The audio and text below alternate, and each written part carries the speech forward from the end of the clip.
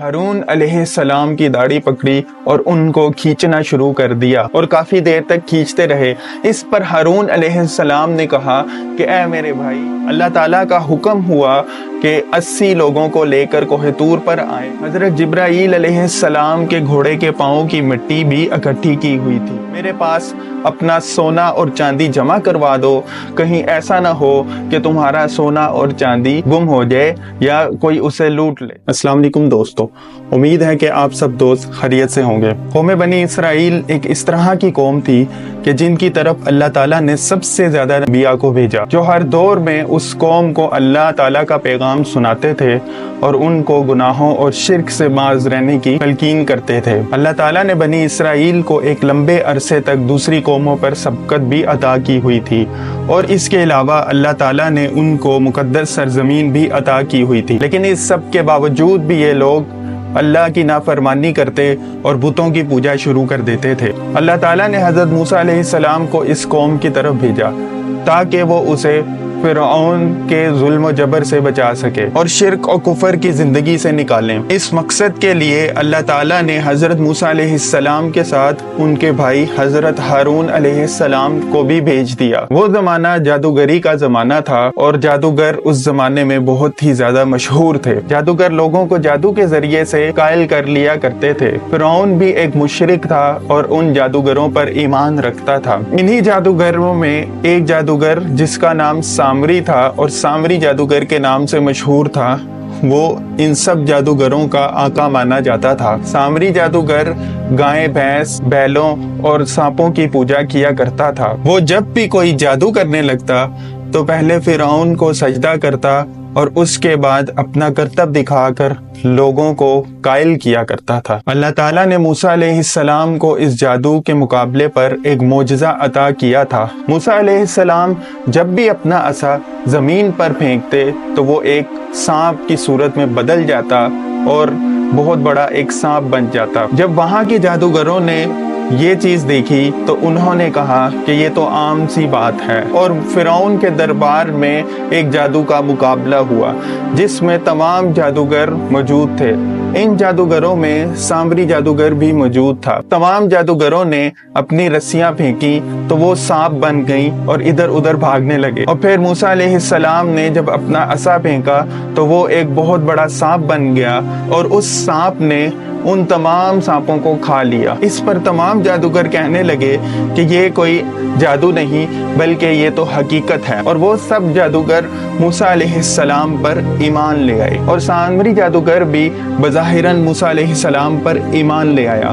فرعون نے جب یہ دیکھا کہ تمام جادوگر موسیٰ علیہ السلام پر ایمان لے آئے ہیں تو اس نے ان تمام جادوگروں کو قتل کروا دیا، اور پھر سامری جادوگر نے فرعون سے کہا کہ میں بظاہراً موسیٰ علیہ السلام پر ایمان لے کر آیا ہوں، حقیقت میں میں آپ کو ہی ماننے والا ہوں۔ اس پر فرعون نے اس کی جان بخش دی۔ کچھ عرصے بعد جب فرعون موسیٰ علیہ السلام کی بات پر یقین نہ لایا تو موسیٰ علیہ السلام اپنے ماننے والوں کو لے کر وہاں سے روانہ ہو گئے، اور اس طرح اللہ تعالیٰ نے فرعون کو دریائے نیل کے اندر غرق کر دیا۔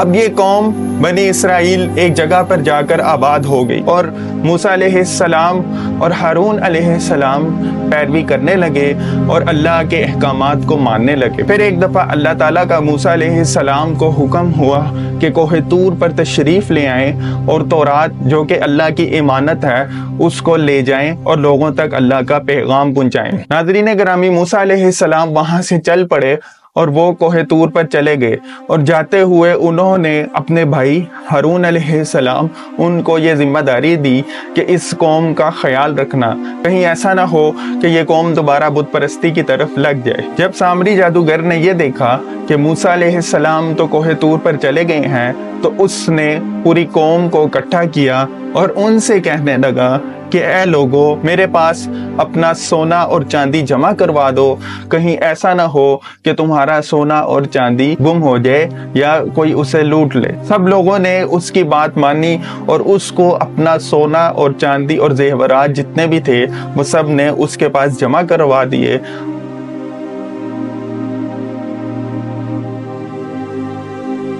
اس نے آگ جلائی اور ایک بھٹی کے اندر سارا سونا اور چاندی ڈال دیا، اور اس کے بعد اس نے اس سونے اور چاندی سے ایک بچڑا بنایا۔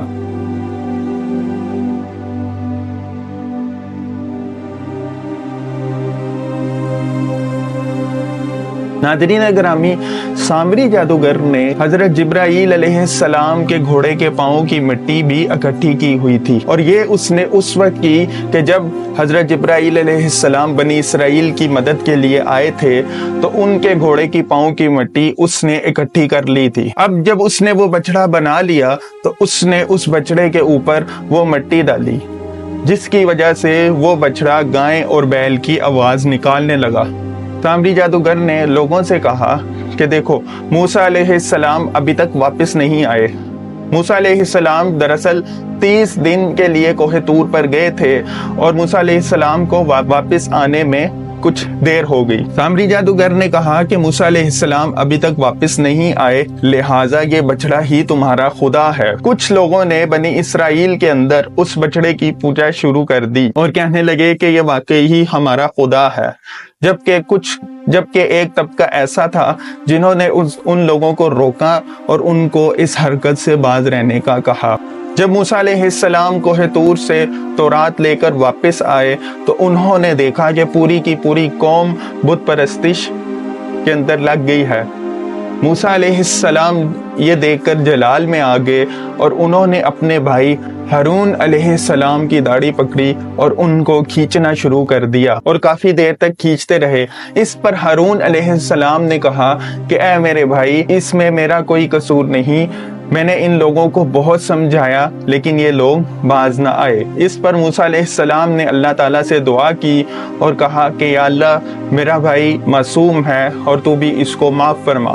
اس کے بعد بنی اسرائیل نے جب دیکھا کہ موسیٰ علیہ السلام زندہ ہیں تو وہ لوگ بہت شرمندہ ہوئے، اور انہوں نے موسیٰ علیہ السلام سے معافی طلب کرنا چاہی۔